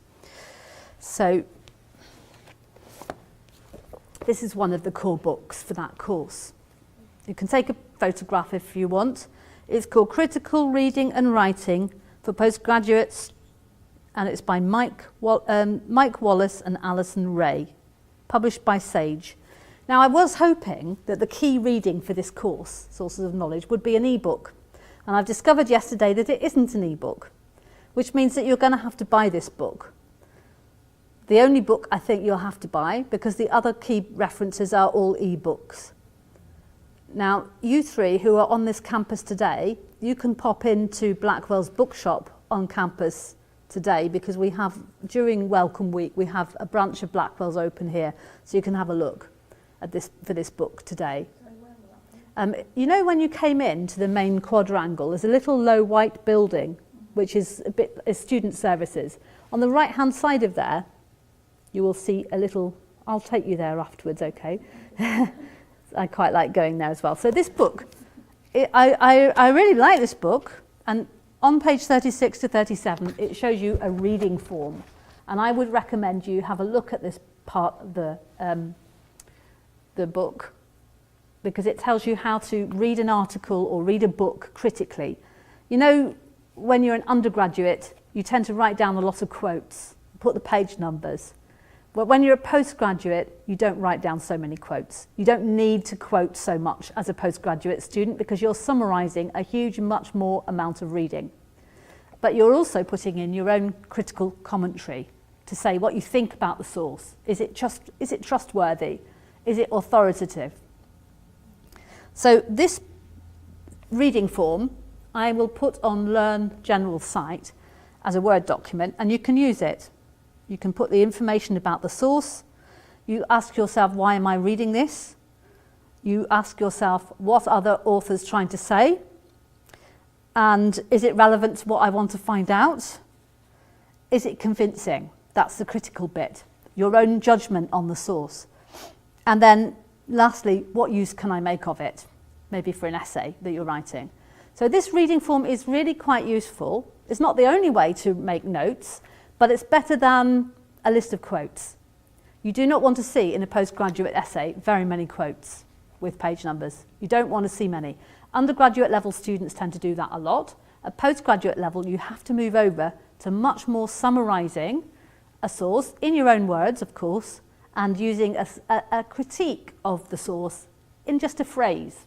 Like, say, you could say more recently. That's a critical phrase, because it shows that you know it's recent work. Or you could say, in contrast to what you've been previously talking about, so-and-so, the author, convincingly describes. The word convincingly is your critical comment. You see what I mean? A critical comment doesn't have to be a sentence. It could be a word or a phrase. And it shows that you are making a judgment about the thing that you read. So that's one of the things you practice on sources of knowledge. How to do those sort of critical little words or phrases which lift your assignment from undergraduate level to postgraduate level.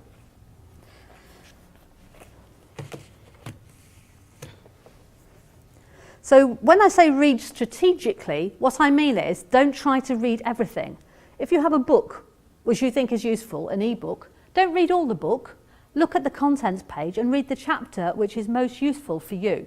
Okay, don't try and read the whole book, it's just a waste of time. The same with an article. Read the abstract. If it's really useful, read the article. When you're in the article, read the abstract, look at the discussion and conclusion, and then decide if you're going to read the whole article. So reading strategically means not reading the whole lot, ploughing through it, because it will take too long. But everything you put on your reference list, you must have read. I've just been doing some marking last night for students who were quoting Vygotsky, Chomsky, and who's the other one? Skinner. 3 people involved in language acquisition research, going way back. And they all had on their reference list these works by people from the 1950s. They hadn't read them. I know they hadn't read them, but they were on their reference list. So try to read the original. It will be in the library electronically. Try to read the original. If you're going to use those great names, either read the original or read something up to date about those great writers and thinkers that you know is recent and good quality. You know what I mean? You don't just put Chomsky on the reading list and say, oh yeah, well, everyone knows what Chomsky said. You have to read it. That was just a little gripe from last night's marking. So one way to keep hold of all of these PDFs, you're going to get lots of articles while you're on this program, and you can organize them in folders on your computer by topic. You can also use a program called EndNote, and that is available for you free as a student. So to find out what software is available for you as a student, you go to the main website and put in software. We'll just do it now to see if it works.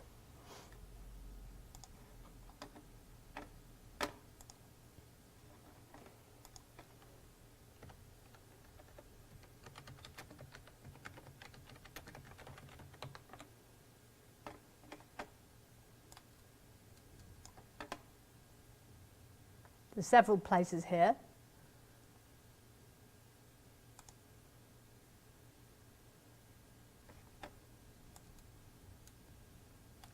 For students, a list of software students can get open source or part of a current license.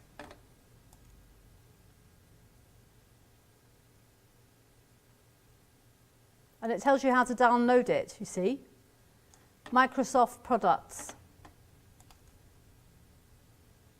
SPSS.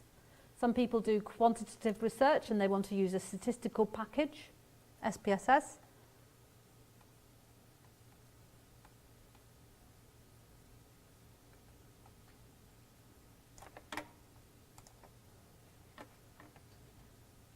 Now what we were interested in was EndNote.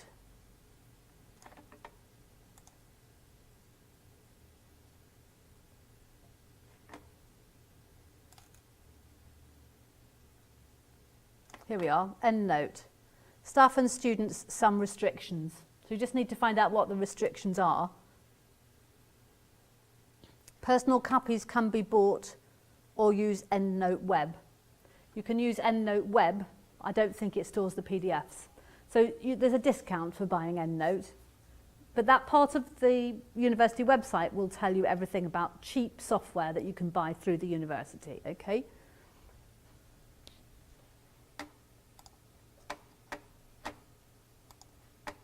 I quite like EndNote myself, but I also use just folders on my computer in different files.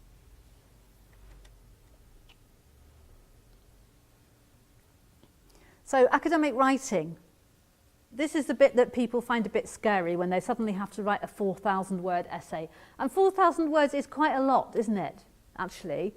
Especially when you think that you might be referring to 50 to make a plan. Very often your tutor will give you quite a lot of guidance about what they want to see in the assignment. So take the guidance that's written on the Learn site, follow the guidance. Start with the core reading. Try to get the core reading in as references. Then you want to make a plan.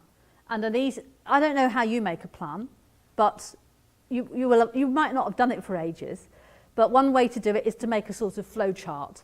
The question, the title, don't forget the title. And then you could work out things that you want to answer and then put them in the right order. Try to build an argument. Some people call it a golden thread through your assignment that builds up logically.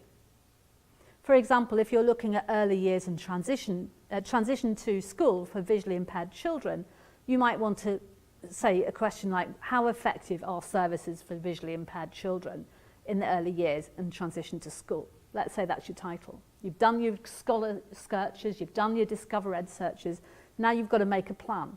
Well, you might say, okay, let's start with identification. Let's start with what services there are for parents in the early years, the policy stuff that's going on in Scotland and in the UK, and research. So think about those three things: policy, research, theory. If you can get references into all of those things, policy, research and theory, then it will make a more convincing argument. You might then decide you want to talk about, you might have read something about ways children are introduced to pre-Braille skills, perhaps, before they go into primary one, or mobility in the very early years, or preparation that different councils use, which you might draw on your own experience as well. And then you might have found things about settling into school. So you need to make a logical plan, and you need to include policy, theory and research. And you need to intertwine them. So for the writing I was marking last night, which was about deaf children and language acquisition, policy, research and theory came into it. The theory was about different theories of language acquisition and how you analyse English language or British Sign Language as a language. The research was about many studies there have been about deaf children's spoken language and sign language delays and why that is. It's not because they have difficulties in learning, it's because of their environment. And that the policy, now we have a lot of policy in deaf education. In fact, we have too much. There are many organisations telling us what to do all over the place. National Deaf Children's Society being a great one, very good, but they sometimes are also being a charity. They're trying to raise money for poor deaf children. So you have to be very careful when you use policy, because they have an interest in getting people to give them money. So you can evaluate theory, you can evaluate research, you must also very carefully evaluate policy. So RNIB, for example, often produce a lot of policy as well. Sometimes excellent, but remember they have another agenda. So just quoting a website is not really good enough. You want to get as near as possible to that organisation's official view and read it sceptically. I've seen this to just give you a quick example, National Deaf Children's Society like to say about the massive achievement gap between deaf and hearing children at 16. It's true, there is a large achievement gap, but they're not comparing the same groups of children. We know about 30% of deaf children have an additional disability. And in the general population, it's about 5% at the most. So what they do when they report these statistics about the achievement gap is they report all children without any special needs at all or additional support need versus deaf children. Now in that deaf children group, 30% of them have an additional disability. So it's not a fair comparison. But they constantly do that because it looks shocking. So that's the sort of thing you need to be aware of, because NDCS, when it comes down to it, want to keep their jobs and they want to keep on raising money. They're there for the right reasons, of course, but the policy organisations have their own agendas, so you can't say that is an academic use of statistics. It's not. They have a reason to try and make MSPs and MPs feel we must do something to close the gap. Of course we do need to do something, but we have to not cheat on the stats. So, when you're doing academic writing, you have to remember those sources. You also have to remember that you can get help from your course tutor. And in an early assignment, you can share your plan with your tutor. And I actually welcome plans right the way through the course. Maybe the first paragraph plus the plan, well in advance of giving it in, and I'll give you feedback.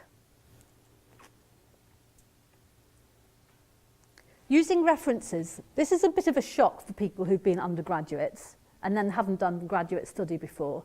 At postgraduate level, absolutely every assertion you make has to have a reference. This is why the reference list is so long.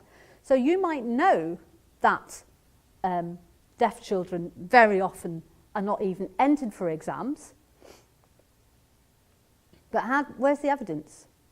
So you can't make any assertion unless you've seen it in print. And this is very different from undergraduate study, where you quite often might get away with it.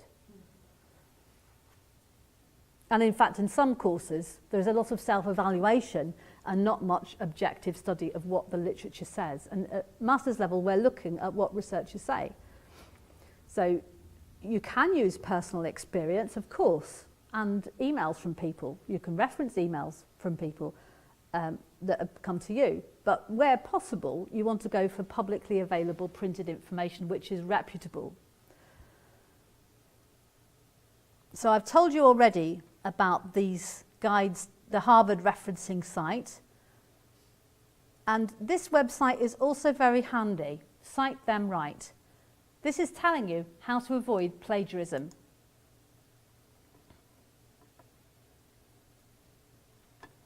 And it teaches you how to reference. It teaches you, it's a little bit like the one I told you about Anglia Ruskin. It's similar. It tells you how to reference books, electronic books, chapters, multi-volume works. It tells you how to reference journals. It tells you how to reference legal material like Acts of Parliament. It tells you how to reference government things. So similar to the one I told you about before, even personal communications, which you can reference, and it gives you examples. So Cite Them Right is extremely useful, I think.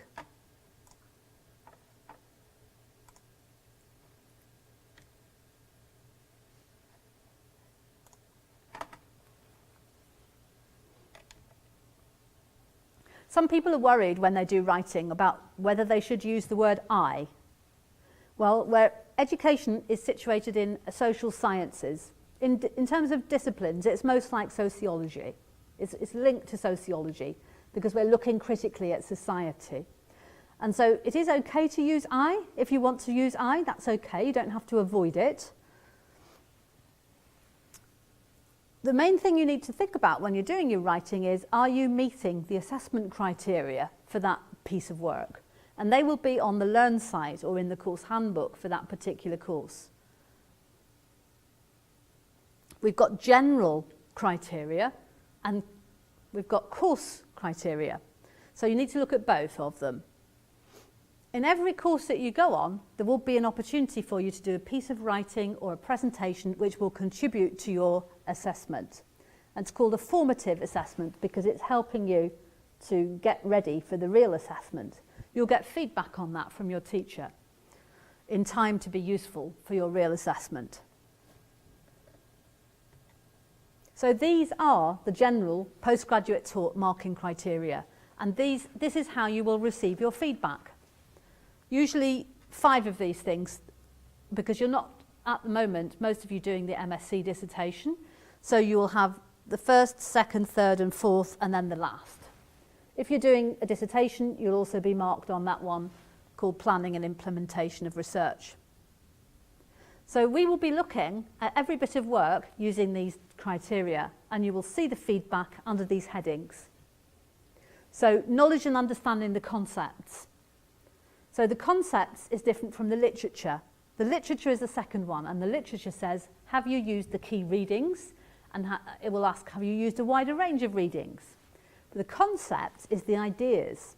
So in inclusive pedagogy, do you get what inclusive pedagogy is? Do you understand inclusion in a complicated way? It's not a thing. Inclusion is complex. If you're doing a language acquisition course with me on deaf education, the concepts will be about language development, language acquisition, theories of language development. So the concept should be clear to see. They will be key words on the course. The literature is recommended readings. That's it, you got it, Jill.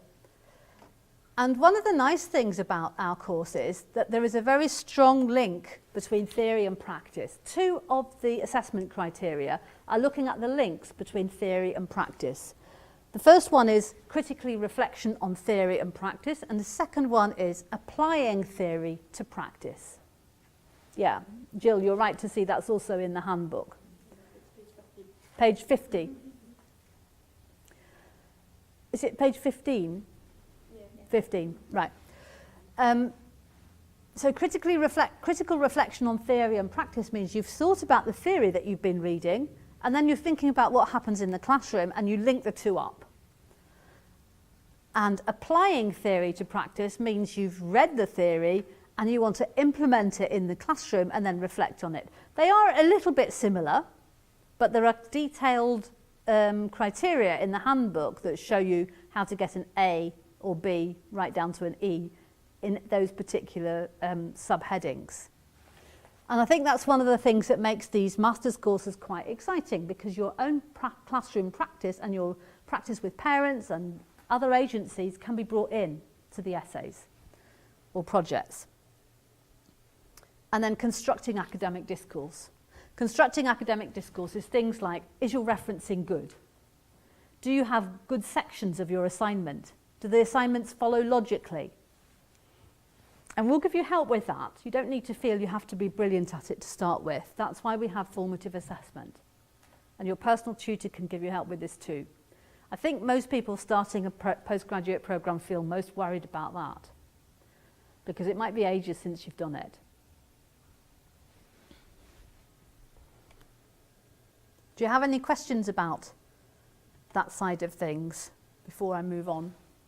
About writing. Does anyone else have any questions that's watching it from afar? They've probably gone to have a cup of tea by now. Anyway, just post in a question if you want to. Now, plagiarism. Plagiarism is treated extremely seriously by universities. And we now have a way for you to check whether you are, by mistake, plagiarising, that is, copying someone else's work without referencing them properly. People who are new to academic writing or coming back to it after a long break often forget how to do referencing. But we have a way to help you to improve your assignments so long as you've got them ready a few days before the hand-in date. If you're working to the absolute last minute, this won't work. First of all, there's a link here to define plagiarism so that you're clear what plagiarism is according to the university. And they suggest using Turnitin. Turnitin is the way that we put in assignments.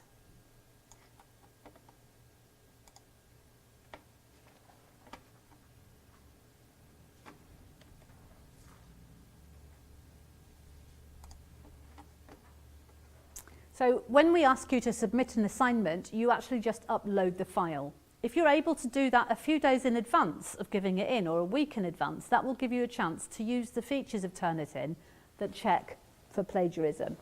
So this is a very useful video which tells you how to do it. You can click through to it yourself.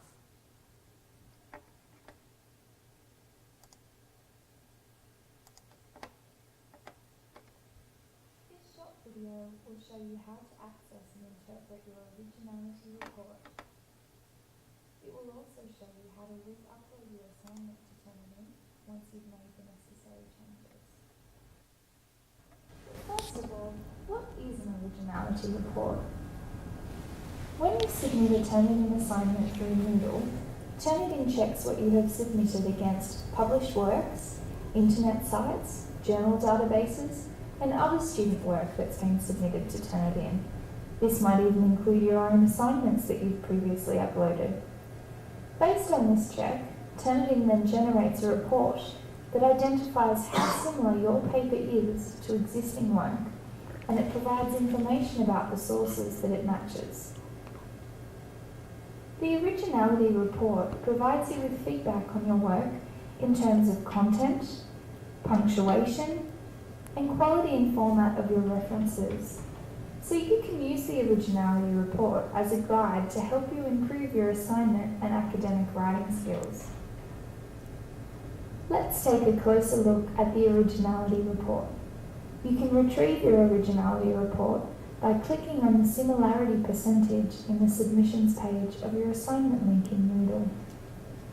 Once you open your originality report, you'll be taken to a screen that looks like this. This is the document viewer for Turnitin. You'll notice that your paper appears on the left and matching sources appear on the sidebar to the right of the paper. The overall matching similarity percentage indicates how much of your paper is matched to existing work, and the percentages below in the sidebar provide a more detailed breakdown of the matched sources that contribute to this overall similarity percentage. You will notice that the number and colour of the sources in the sidebar match the numbers and colours highlighted in your paper. This indicates the parts of your paper that match existing content from the Turnitin database. If you click on the matching text within the paper, the matching source of the text will be displayed in a pop-up, and this will show you the matching text among surrounding texts. You can also click on the sources listed in the sidebar to jump to that match within the paper. To view additional sources of matching content, hover over the source listing in the sidebar and click on the circled arrow icon that appears. This will take you to the match breakdown view. From the match breakdown view, you can then see the additional sources that you may have used. For internet match sources, you can view the original web page by hovering over a match in the sidebar and clicking on the circled arrow icon. Click on the left arrow to go back to the match overview. To view additional paper information, click on the paper info icon in the bottom left of the document viewer. Paper info will reveal the paper info number, when it was submitted, the word count, character count, the number of times the paper was submitted, as well as the breakdown of similarity index by database type. To the right of the paper info icon, you'll then see a print and download button. Click this button to download the originality report as a PDF. Now that you view your originality report, it's time to correct any errors that may be contributing to a high similarity percentage, such as incorrect referencing formats or punctuation on quotes, or too many direct quotes or text that is too similar to another's work. Upon correcting these issues and resubmitting your assignment, your similarity percentage should reduce. If your assignment allows for resubmission, you can re-upload your assignment to Turnitin, following the same steps that you would when you first uploaded your assignment. Make sure that your assignment has the same name as the first file that you uploaded, and give yourself enough time, because when you submit your assignment to Turnitin a second time, it takes approximately 24 hours for it to generate an originality report. What about receiving feedback from your tutors? Once you've submitted your assignment to Turnitin and your results are released, you are able to receive feedback in the grade mark section of Turnitin. To learn more about this, please watch the following video. Okay, now you probably didn't know that was possible because it's a new feature which you might not have seen when you've been previously studying. Has anyone used it before? Oh good, at university already. So you're aware about the originality report you can check with. You want to try and keep your percentage that's the same below 10%. All right, let's talk about Turnitin for a minute here. Sorry. There's some problems with Turnitin, I should say. If you don't know what Turnitin is, it's a service that's used by many colleges, high schools, etc., where the professors or teachers have the students submit their assignments through Turnitin in order to make sure that they're not plagiarizing. Sorry. Sorry about that. So you've used it before, which is really useful. A lot of people don't know about it. Some of the things that you find when you submit an assignment is that the cover sheet is the same for everybody. So automatically you might have a percentage that's the same. So you don't need to worry about that because we know that, we can see it. The reference list also might have many things in it which are in other people's essays, especially if it's the same course. But we will check the originality report, and probably we'll check it even if it's quite low. We'll do a quick manual check, because it could be if you're new to studying or haven't studied for a while, you've forgotten how to put things in your own words. But if we find it happening later on after your first assignment, we'll tell you about it when we notice it. But the second assignment, we expect you to know that. And if we find it happening again, and it's a lot, like 36%, for example, we'll really might have to refer you to the School Academic Misconduct Office, which I don't really want to do for students on this programme, because it is something we can sort out by using these tools. So use Turnitin to help yourself, but you have to plan ahead so that you've got time, at least 24 hours, to sort out any problems. It means that you have to have a deadline for yourself, which is at least 24 hours before the official deadline. Okay, so once you know how to do it, it's actually quite helpful. Did you find it useful at uni? We were told we had to put it through Turnitin before we found any assignments in, so... Yeah, you had to check it. Yeah, well, it's quite useful because to start with, you don't notice that you've done a quote and you haven't included the quote marks. And perhaps you've forgotten the page reference, so it just reminds you. And also it shows up places where you have grabbed stuff without thinking about it. That reading form I showed you earlier on is a good way to not get caught by plagiarism, because it forces you to put in your own words what you think about a source from the beginning. And that's more likely to end up being, completely your own ideas. We have got a really good disability service, so if you have any additional support needs, you should make early contact with them so that you can have an adjustment to what services you get. And the course tutors will get that information coming up on their hub connected with the course. They know which students have special arrangements. So you need to make sure that you go quickly. And another thing which you have to remember is to go every year to remind them that you're still there. A bit like the fees office. So the types of reasonable adjustment that you might have is a note taker, interpreter, extra time on assignments, perhaps having your reading materials produced for you in electronic format, or help with accessing them in electronic format. The disability service can tell you about disabled students allowance, how to apply for it. They will help you do that. So I think it's a really good service. So don't forget to go there. And some people might think, oh, well, I don't know whether I'm dyslexic, but I think I might be. The disability service can do an assessment. So that's worth knowing. And generally speaking, they're very good on a wide range of issues. So some issues such as mental health issues, they would also support, but also we have a student counselling service. For students who are at a distance, the counselling service can be online. So these facilities are there. The university is a massive resource. Use them, Just because you're a part-time student in Murray does not mean you can't use these resources. You can. So that's all I want to say. I think I've said enough today. So I want you to enjoy your programme. So who should you contact? Your course tutor about the course that you're on, your personal tutor about personal issues and study skills support, Susan about the administrative things about joining the course, and me if you can't think of anyone else as programme director. Sometimes, for example, if one of these people doesn't respond very quickly within a few days and you really need an answer, contact me. I might know the answer. Okay? So I hope that's been useful for you. Have you got any questions about studying? Because I've just been talking at you a lot. I'm sorry.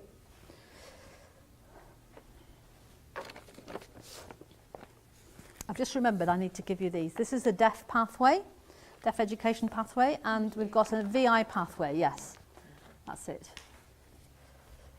Oh, I should tell people online, if you're on the deaf education pathway, you need to look on the General Learn site for this guide to the deaf education pathway. It just tells you the courses in the programme, the order, who's teaching them, rules about pass pass rates being 50% for the deaf or VI related courses. I think I should talk about that in general. We have a rule, and it's very important for students on the VI and the deaf education pathways. We have a rule about the 50% rule. Because being a teacher of the deaf or being a teacher of visually impaired students is a responsible job, children's lives are at stake, basically. There is a 50% pass rule for certain courses in the programme, the ones which have got deaf or visual impairment in the title. These are starred in that little pathway booklet. If you don't get 50% or above, you have one resit opportunity. We will give you a tutorial and we will help you in the tutorial to support you, and you've got one chance to resubmit. But if you don't get 50% on the second time, that means that you are not going to leave with a diploma in that particular pathway. You might leave with a general diploma and take another course to make up the credits, but you won't be working. This has implications for employment. That is, it has implications for your employer. Now that is a bit of pressure, and I know you don't need extra pressure, but it is rare for a student to fail an assignment twice. That is unusual. And I think you'll agree with me, it's quite important that we have teachers of working with deaf children and visually impaired children who are of good quality, so that the children gets the best possible chance. We don't want people who are 40% good at understanding language development. It's not good enough. You know what I mean?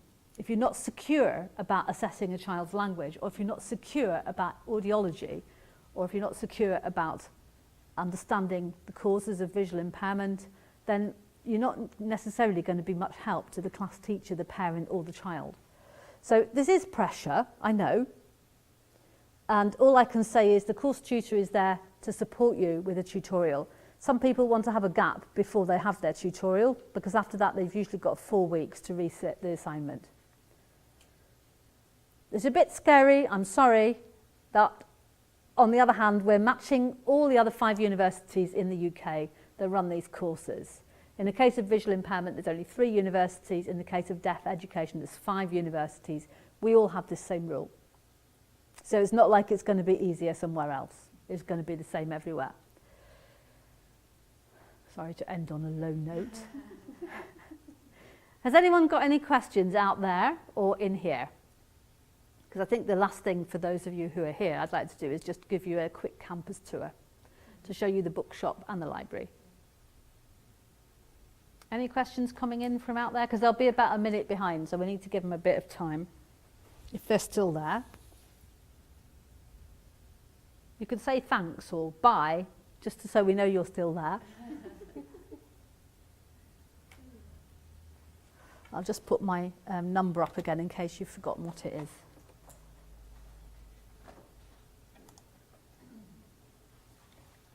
Oh, it doesn't have it. Must have been another version.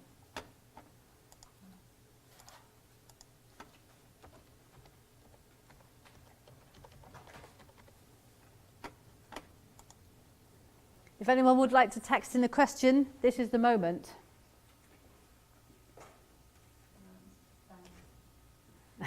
Thanks. Someone is watching. I'll just wait another minute. Okay, so you can get packed up. We're going to have a little walk around campus. I'll just wait another minute just to make sure that none, because they are about a minute behind. Just people watching it live.